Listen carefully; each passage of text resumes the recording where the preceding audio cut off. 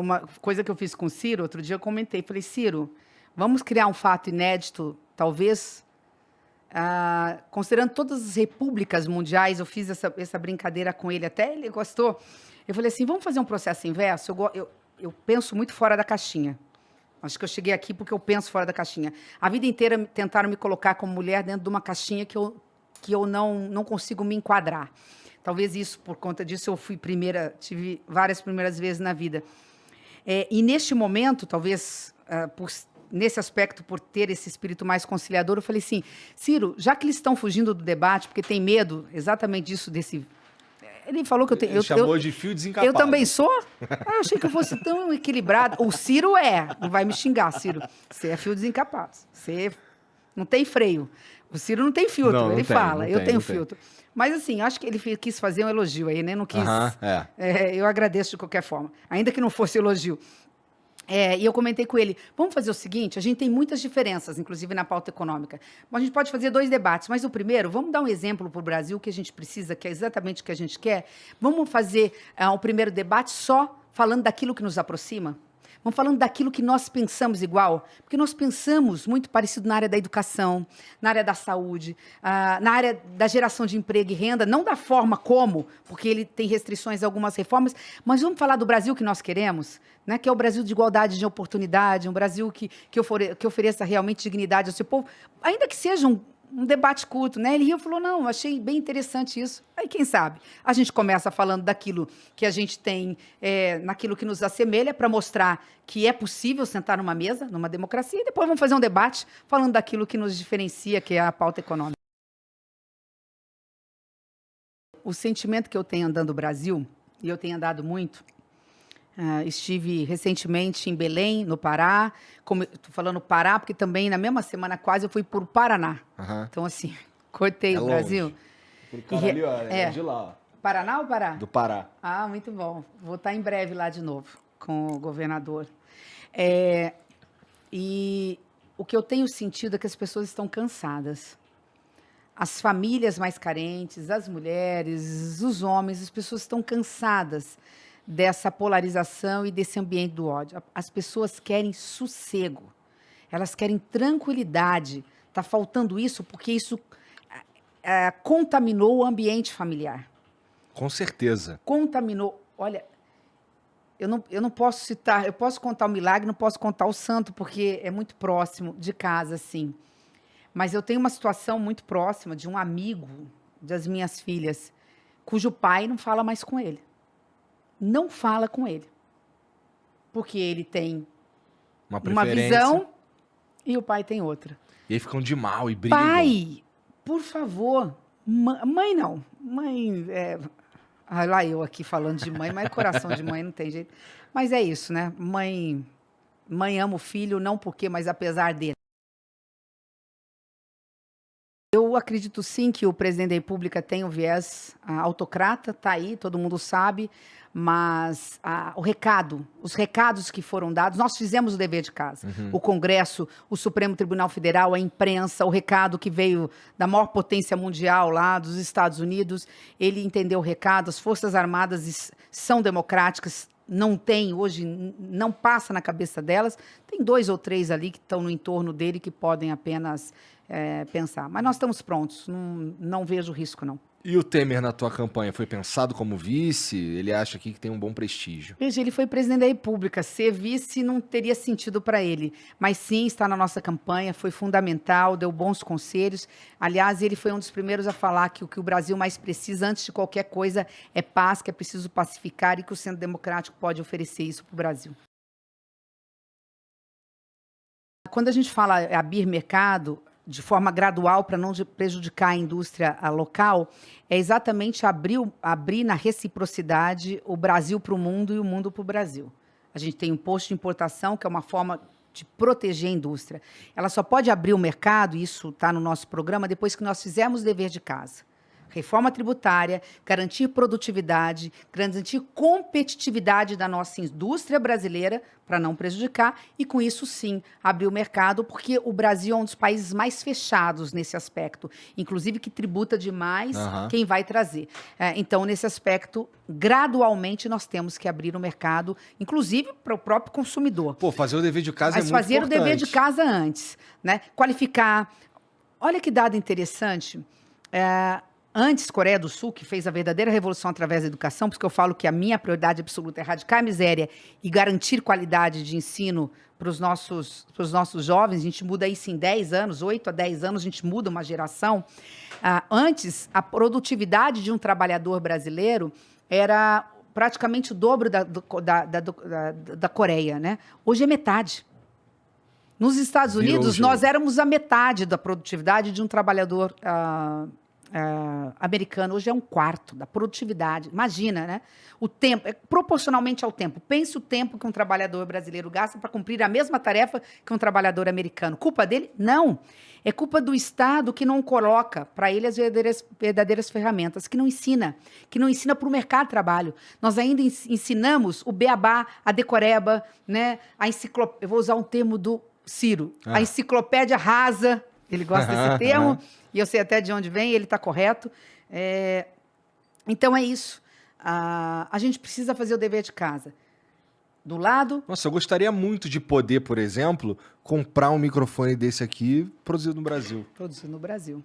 Gostaria muito. E olha só, o que há de... Esse braço não existe no Brasil. Não, vamos mais longe, porque isso aqui, por mais importante que seja, que é uma forma da gente fazer chegar a informação, né? Isso aqui é democracia, a maioria dos equipamentos hospitalares. Exatamente. Outro dia eu fui numa instituição aqui em São Paulo, a Lucy Monteiro, que tem um projeto fantástico na área de recuperação, de reabilitação, ela estava falando, né? Robótica lá, aqueles computadores simples para as pessoas que perderam a mobilidade fazerem lá os exercícios. Aí eu fui olhar, falei, gente, isso aqui parece da minha época, que eu tinha aqueles Ataris da vida. Depois eu olhei para aquilo e falei, gente, isso aqui parece da década de 80, quando eu brinquei com aquela coisa, né, do bonequinho comendo lá as bolinhas e tudo mais. E assim, uma estrutura que me pareceu fundamental para o menino que estava fazendo lá, tentando voltar à mobilidade. Mas ela falou, isso aqui veio da Alemanha, isso aqui veio da Suíça. Mas como assim? Né? É isso, é ensinar os nossos jovens, ensinar para os nossos jovens aquilo que ele precisa para entrar no mercado de trabalho.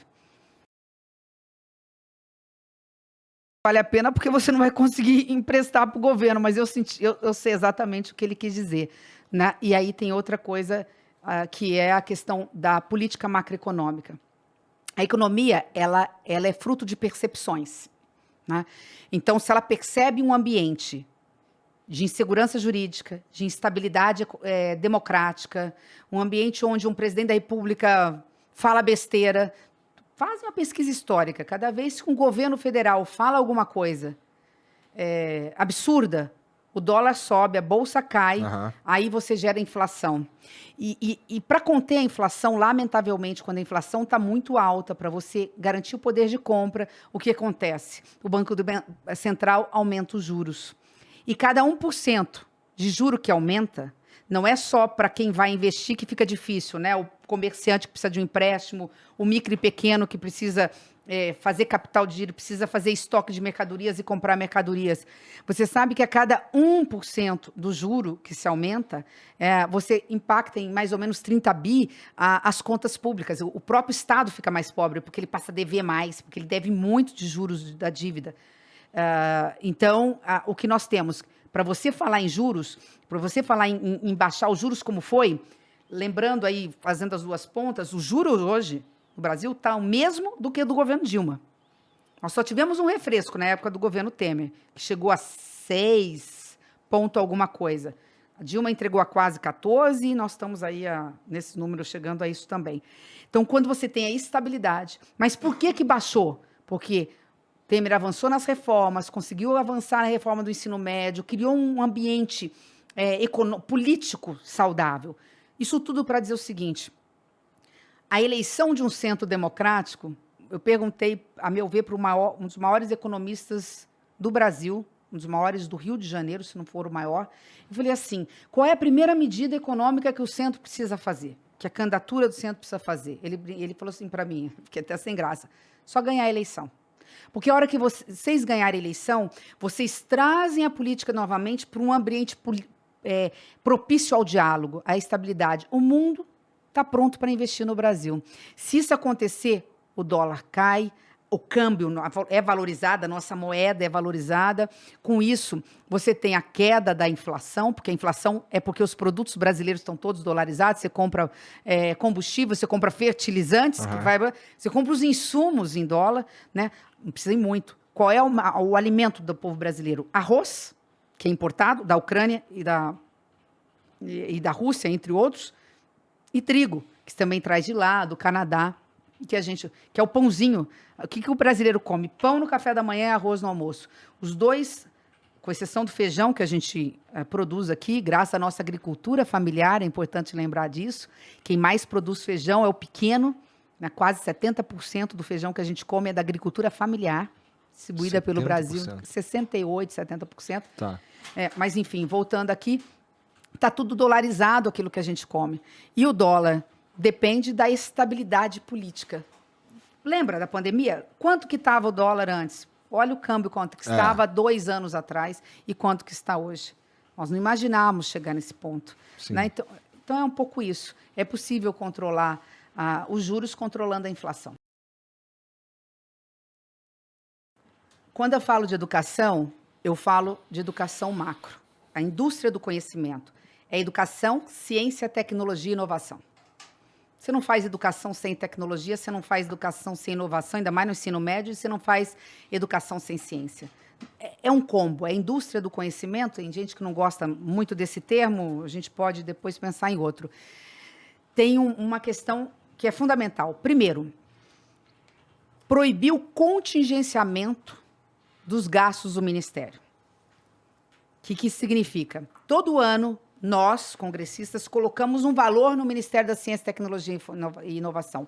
Todo ano, para pagar o orçamento secreto, para fazer graça com dinheiro, para desviar dinheiro, corta. Não, o dinheiro está ali. O valor, quer dizer, a rubrica está ali. Né? Então, na teoria, está lá. Vou gastar 3 bi no Ministério. Só que na hora de executar, corta mais da metade. Fala, não, nós vamos jogar para outras fontes. Então, quando você fala o seguinte, o dinheiro do orçamento vai ser 100% gasto em ciência, tecnologia e inovação. A gente fala muito da Embrapa, mas nós temos a Embrap, a gente fala muito de indústria. A Embrap, que tem 45 unidades espalhadas no Brasil, tem condições de ajudar a indústria brasileira, através de vocês, né, da ciência, do físico, do matemático, do químico, né, tem condições de trazer tecnologia de ponta para a indústria brasileira. Para a gente fazer isso, o braço, o microfone, que eu não sabia que nem isso aqui não era produzido, e tudo mais. Então, o primeiro ponto é não contingenciar. O dinheiro é para lá. O dinheiro da educação, ciência, tecnologia e inovação não tem corte.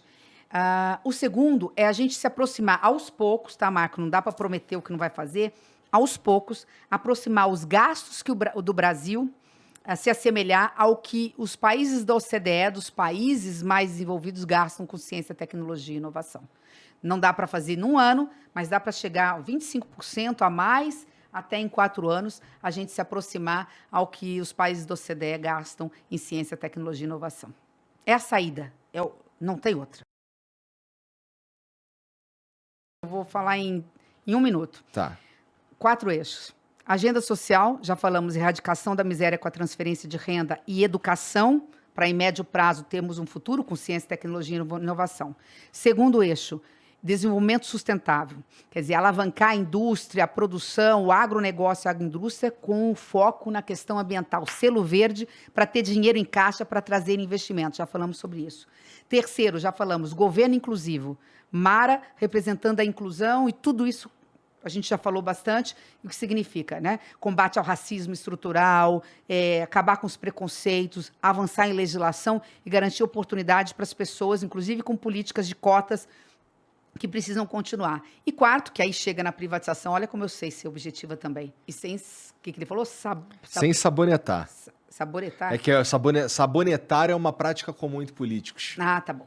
E quarto, um governo parceiro da iniciativa privada. O que é o governo parceiro da iniciativa privada? A responsabilidade do Estado é com educação, saúde e segurança pública.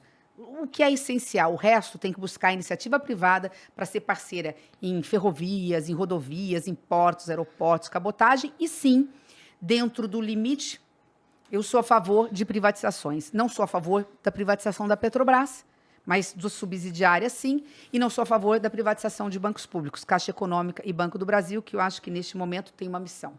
O Banco do Brasil é parceiro do agro, da agroindústria, inclusive com financiamento para a gente ter também comida mais barata, e a Caixa Econômica é a nossa grande parceira do trabalhador e da habitação no Brasil.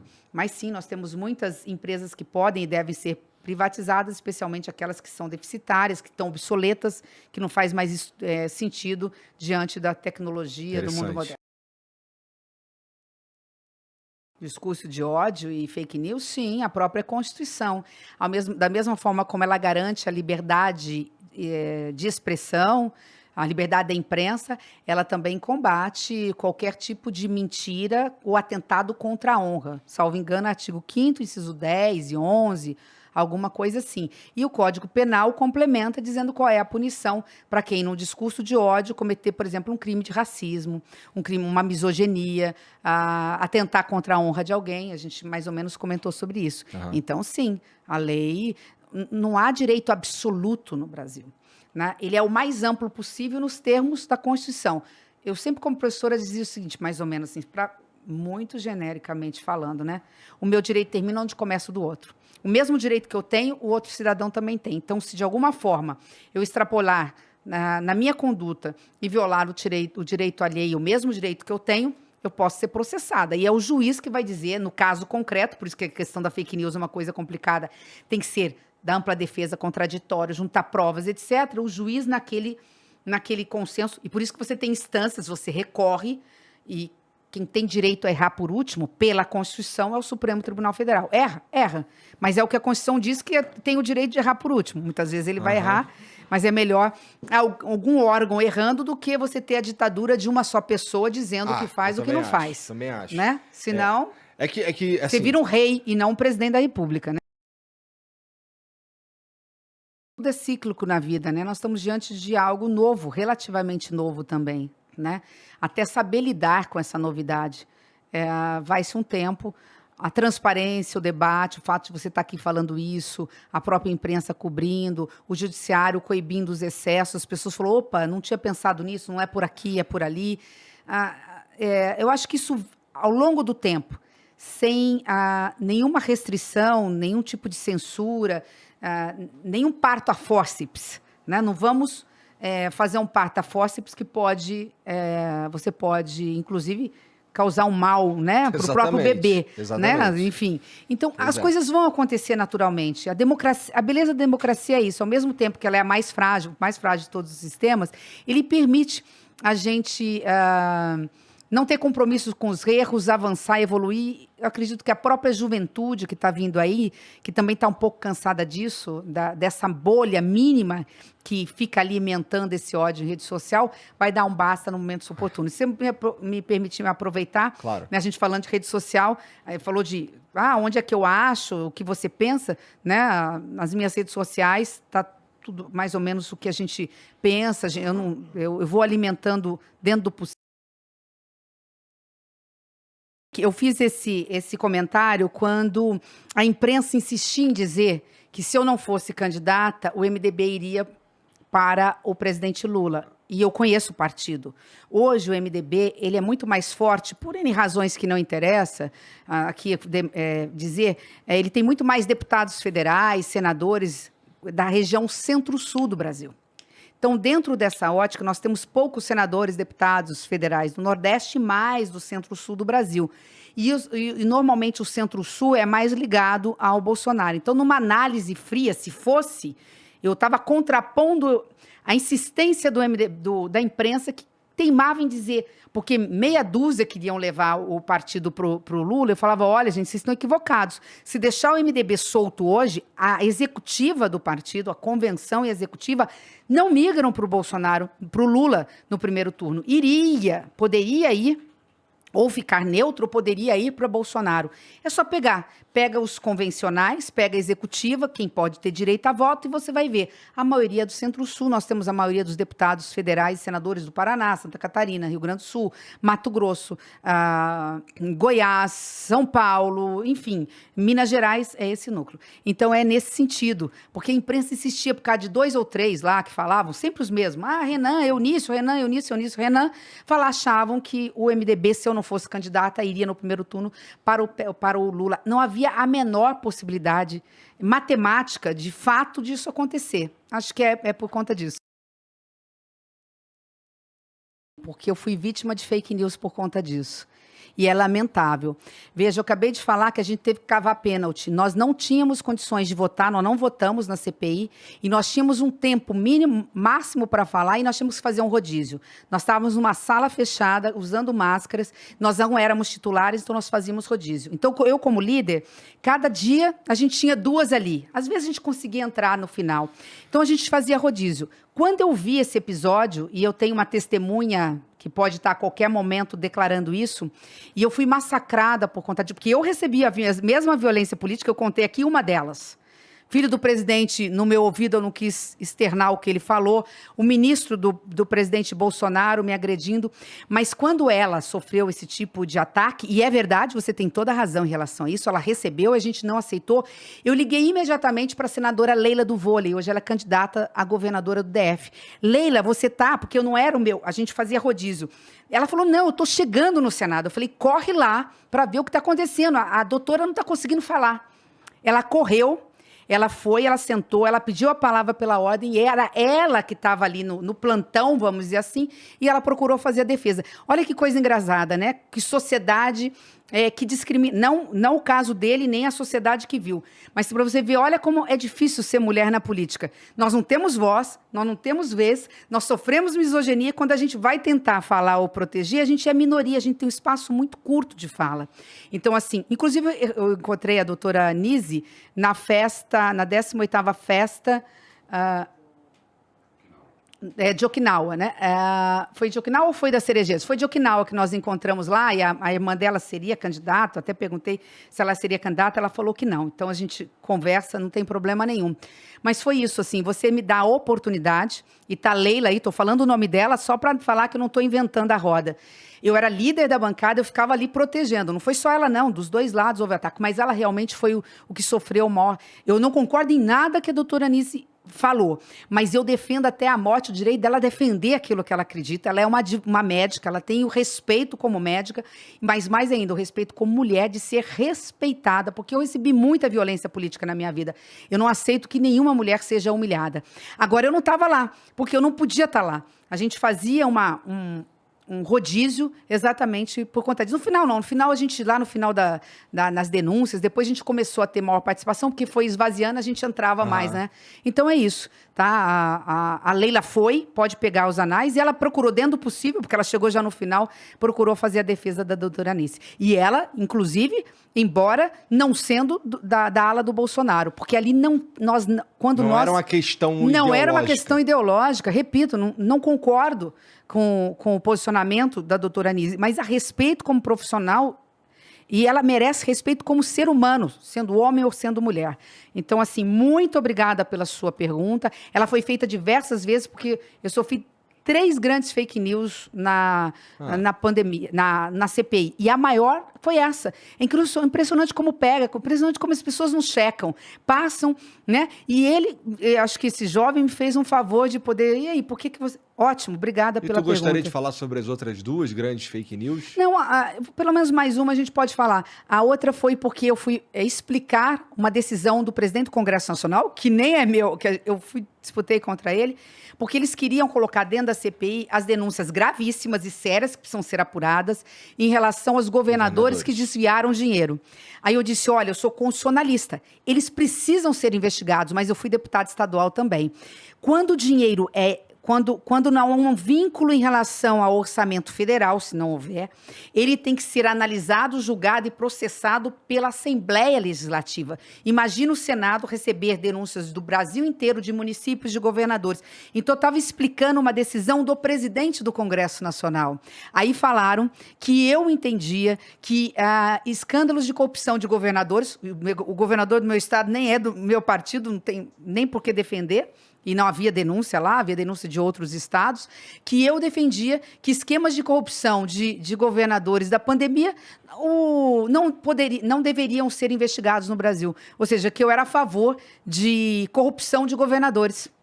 Então é isso, quer dizer, eles recortam, eles editam, fazem aquela coisa toda. Eu estava como constitucionalista, como professora de direito que sou, dizendo, olha, podemos até discordar do que está na Constituição, mas é o que diz a Constituição, nós temos que mudar a Constituição. Isso não significa que o governador não possa e não deve ser processado, julgado, condenado no fórum competente, que é a Assembleia Legislativa, os deputados estaduais e o prefeito pela Câmara de Vereadores. É possível um governador ser julgado no Senado Federal, numa CPI? É, mas tem que ter conexão, há uma situação lá, outra, enfim. Que não era o caso. Não, dentro daquela decisão dada pelo presidente Rodrigo Pacheco, não. Eu estava explicando uma decisão ali, mas é isso. Isso tem a ver, inclusive, com energia renovável, né? Tem a ver com que o Brasil sair, não só no setor elétrico, a gente não falou, mas no setor de transportes. A gente tem que usar menos o combustível fóssil. A própria Petrobras tem essa responsabilidade, ela tem que entregar o plano de energia renovável, usar mais biocombustível, etanol e também utilizar da energia elétrica, inclusive nas frotas, não só do patinete, mas do transporte urbano, que além de ser mais econômico, ecologicamente correto, e é possível, eles falam assim, mas se eu trocar a frota por carros elétricos, ônibus elétricos, depois eu não consigo vender a minha frota velha para os municípios pequenos, porque você pega uma frota relativamente velha nas maiores cidades, e eu sei porque eu fui prefeita do interior, e você vende bem mais barato para cidades menores. Mas se a gente já fizer o transporte elétrico, do carro elétrico, do ônibus elétrico, especialmente do ônibus elétrico nas capitais agora, quando a frota tiver que ser renovada daqui 5 anos, ela já chegou no interior. Né? É óbvio, né? Pode não ter chegado na pequenininha, mas chega nas cidades médias. A gente não está falando do dia para a noite, né? Então ele está absolutamente correto, a gente tem que abrir várias vias, né? Principalmente isso vale para as grandes metrópoles, a gente sabe... Eu vou dar, até que é bom terminar com isso, né? Não posso falar onde nós estamos, mas eu vim da Vila Leopoldina, eu gastei 1h15 para chegar aqui. Tu veio lá do outro lado. Né? Eu vim lá do outro lado. Por quê? Porque a mobilidade urbana em São Paulo está saturada. A gente tem que investir em vários modais, né? É ônibus, é metrô, ciclovias onde pode, claro que tem com todo um cuidado. O próprio patinete, eu ainda não tive o prazer de andar, mas enfim, né? Além de tudo, não só para o trabalho, não é só para o lazer, é para o trabalho. Não se esqueça de se inscrever no canal. Ajude-nos a continuar fazendo vídeos e shorts com qualidade, informação e humor.